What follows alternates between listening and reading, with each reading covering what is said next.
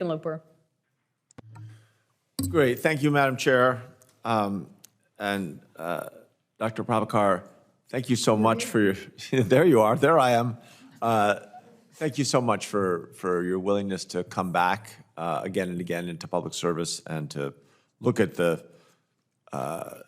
opportunities that surround us in terms of getting more return for our investments with our scientific research. And I thought Senator Rosen's questions about getting more women, people of color into science are so powerful just because, I mean, science, in its way, science allows us by fostering our curiosity and through careful observation, are able to make significant progress in solving the problems that face mankind.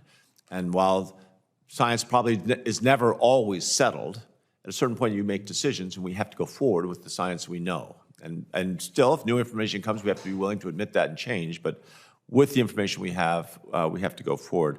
And I think that's something you've done all through your career.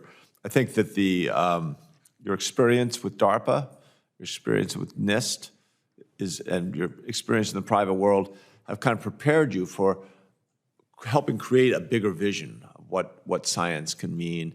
And within that, I recognize that science without values, without a framework of values, can be dangerous. And that's part of our job, is to make sure your job and my job and the Senate's job is to make sure that that framework is strong. How does your experience, both in NIST and DARPA, how does it allow you, and describe a little bit about what that bigger vision for the White House Office of Science and Technology Policy is? When we had a chance to discuss, I don't know whether you got me more excited or I got you more excited, but it was that excitement was real, and I think it's really meaningful. So talk a little bit about what that, in terms of getting rid of duplicative research, things like that, what you see. Senator Hickenlooper, I really enjoyed our conversation. I remember hands were waving and a lot was going on.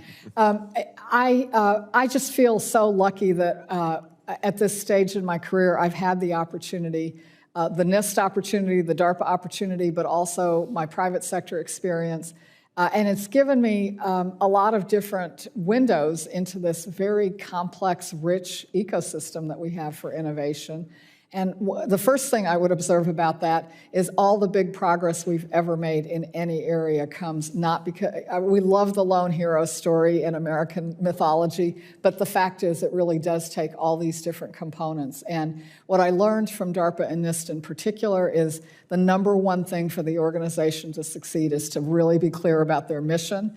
The people you bring in, how you organize, the culture you build is all about that mission. And I found at DARPA and NIST they were very, very different. They both have very important national purposes. One is breakthroughs for national security. The other is this measurement and standards infrastructure that supports everything.